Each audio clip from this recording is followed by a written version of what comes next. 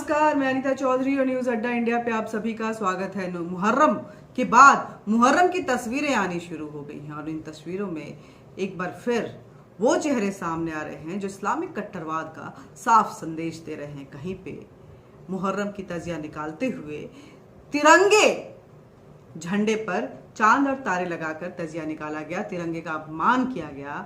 तो वहीं जौनपुर का वो शहर भी सामने आया जहां सर तन से जुदा के नारे लगे, अल्लाह अकबर के नारे लगे, नाराए तकबीर के नारे लगे इस मुहर्रम की तजिया के प्रोसेशन के दौरान। क्या है ये सब कुछ? क्यों ये सारा चीज हो रहा है? क्या इसको माना जाए?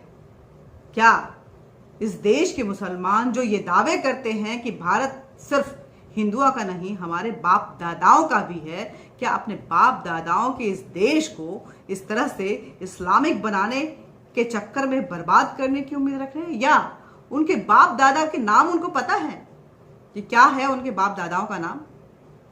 अपने बाप दादाओं के नाम को जरूर याद करें वो कि क्या है उनका नाम, और फिर अपनी पहचान बनाएं कि क्या है उनकी पहचान। बिहार में अगर आपने देखा होगा तो बिहार में किशनगंज जैसे मुस्लिम बाहुल इलाकों में वहां पे फ्राइडे को, शुक्रवार को स्कूलों में छुट्टियां शुरू हो गई हैं और कई जगहों पे इस्लामिक जो नारे हैं वो लगाए जाते हैं। खुद नीतीश कुमार के विधायकी क्षेत्र फुलवारी शरीफ की अगर बात करें तो वहां पीएफआई का गढ़ माना जा रहा है, वहां पे ट्रेनिंग सेंटर्स हैं, गजवाए हिंद की पूरी तैयारी वहां पे चल रही है, कई खुलासे हुए हैं और वहां से गिरफ्तारियां भी हुई हैं। और वहीं बिहार में एक बार फिर मुजफ्फरपुर में तिरंगा लहराता हुआ नजर आया, जिसपे चक्र के बजाय, अशोक चक्र के बजाय चांद और तारे बने हुए थे और साथ ही में इस्लामिक देशों से मिलता जुलता भी एक तिरंगा वहां पे लहराता हुआ नजर आया। ये सब क्या हो रहा है, बिहार में हो या देश के अन्य भागों में हो, ये समझ से परे है। वहीं एक वीडियो हरदोई से भी आया जहां एक व्यक्ति हाथ में तमंचा लिए हुए लोगों को धमकाता हुआ नजर आ रहा है। वजह जो बताई जा रही है, जो बात खुलकर सामने आ रही है, हालांकि इस बात की ऑथेंटिसिटी नहीं, क्योंकि जो सुनाई दे रहे हैं शब्द वो साफ साफ नहीं सुनाई दे रहे हैं कि तिरंगा लहराने को लेकर के ये व्यक्ति जो है वो धमकी दे रहा है। ये सारे वीडियो हम आप तक पहुंचा रहे हैं इसलिए कि आप भी समझने की कोशिश कीजिए कि इस देश को किस तरह से मुहर्रम के नाम पर, श्री राम जयंती के नाम पर, रामनवमी के नाम पर, वर्ष प्रतिपदा के नाम पर कहीं पत्थर बरसाए जा रहे हैं, तो कहीं मंदिरों से भगवा ध्वज हटाए जा रहे हैं, तो कहीं ये हरा झंडा लगाया जा रहा है, कहीं तजिए में हमारे तिरंगे का अपमान हो रहा है, तो कहीं तिरंगे पे चांद तारे लगाए जा रहे हैं। और इन सब के बीच में नाराए तकबीर जो है, अल्लाह अकबर, ये बेहद आम हो गया है। हालांकि अब तो बात उससे आगे बढ़ गई है। गुस्ताखे नबी की एक सजा, सरतन से जुदा, सरतन से जुदा, ये नारे सड़कों पे आम हो गए हैं। इन्हीं नारों को लगाते हुए उदयपुर में आपने देखा कि कैसे गला रेत कर हत्या कर दी गई। उदयपुर में, राजस्थान में आपने देखा कि अमरावती में कैसे हत्या कर दी गई इसी नाम पे, इसी नाराए तकबीर को देखते हुए। अभी हाल ही में महाराष्ट्र में एक बार फिर एक युवक की हत्या करने की कोशिश की गई इसी इस्लामिक सोच की वजह से, जब हालांकि वो बच चुका है। और ऐसी कई घटनाएं जो हैं सामने आती जा रही हैं। इस कट्टरवादी सोच ने इस देश को भयावह स्थिति में ले जाने के लिए मजबूर कर दिया है। हिंदुओं से इतनी नफरत जिसकी सीमा कुछ नहीं रह गई है, सारी हदें वो पार कर चुका है। पाकिस्तान में हिंदुओं का क्या हर्ष हुआ ये हम सब ने देखा जब वो अल्पसंख्यक थे। यहाँ बहुसंख्यक होने के नाते वो ज़्यादा कुछ तो नहीं कर पा रहे हैं, लेकिन वो साफ साफ संदेश दे रहे हैं कि हम उस पोजीशन में आज पहुँच चुके हैं कि जब तुम्हें हम सिर्फ अब कन्वर्जन तक नहीं, मोहब्बत से नहीं, बल्कि ज़बरदस्ती कैसे आपको इस्लामिक थॉट को मानना है उसके लिए मजबूर कर सकते हैं। अगर नहीं मानेंगे तो गला कैसे रेता जाता है, जो कुरान में बताया गया है, जिसको कुरान जस्टिफाई करता है, हम वो भी करने को तैयार हैं। मदरसों की इस पढ़ाई ने इस जो मुसलमान युवक हैं उनके जहन में एकदम जहर बो दिया है, वो बर्बाद हो चुके हैं। और ऐसे में इस परिस्थिति से कैसे निपटा जाएगा, ये बहुत बड़ी चुनौती बन चुकी है। हालांकि सिर्फ भारत इससे नहीं जूझ रहा है, अगर देखें तो विश्व के वो तमाम देश जो इंसानियत के नाते और लिबर्टी के नाते इनको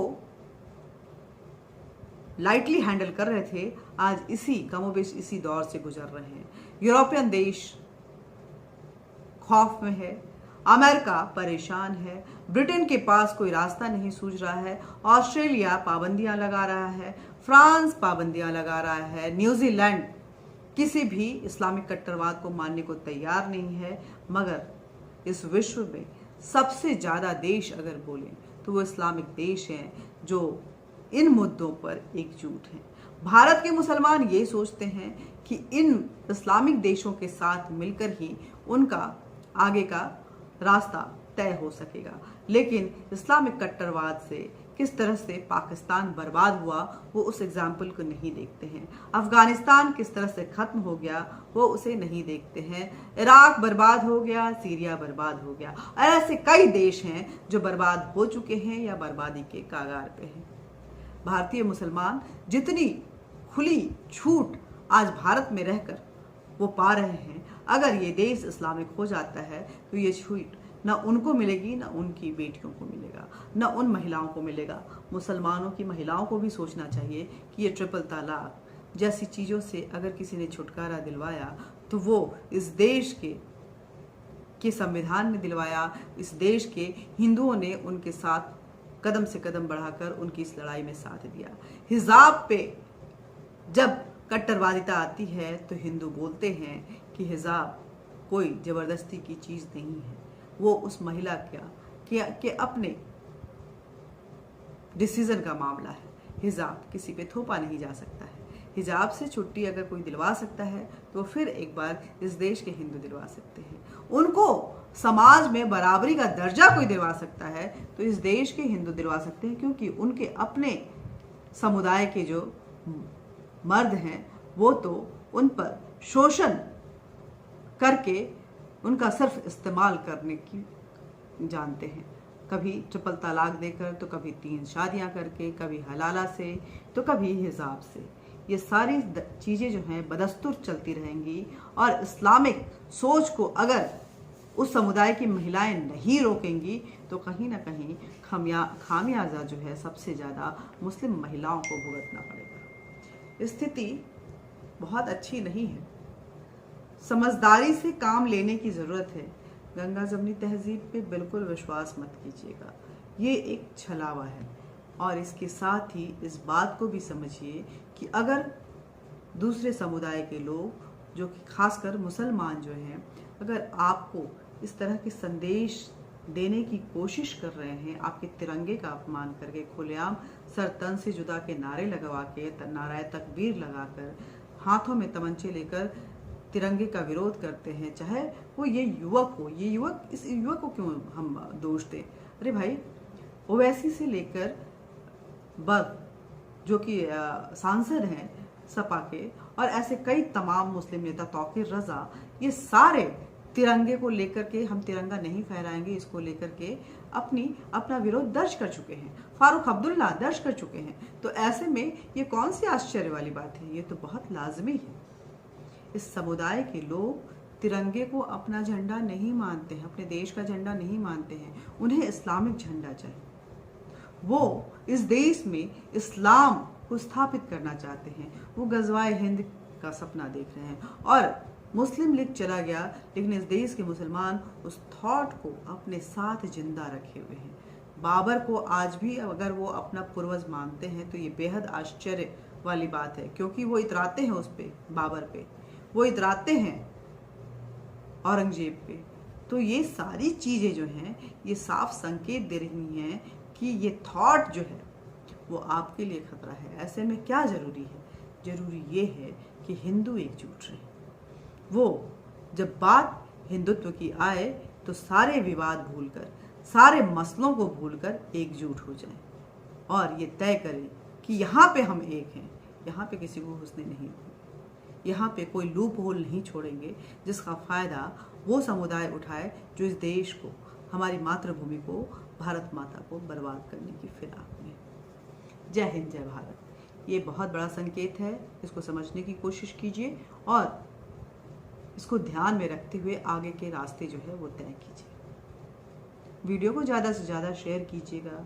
हमारे चैनल न्यूज़ अड्डा इंडिया को ज़्यादा से ज़्यादा सब्सक्राइब कीजिए। लोगों को भी बताइए कि न्यूज़ अड्डा इंडिया एक ऐसा चैनल है जो बेबाकी से बात करता है, बेखौफ होकर बात करता है और हर मुद्दे पे जो मत रखता है वो देश हित में, राष्ट्र हित में, समाज हित में रखता है। साथ ही अपने विचार को कमेंट बॉक्स में ज़रूर लिखिएगा कि आप इन इस्लामिक थॉट्स को लेकर के क्या सोचते हैं।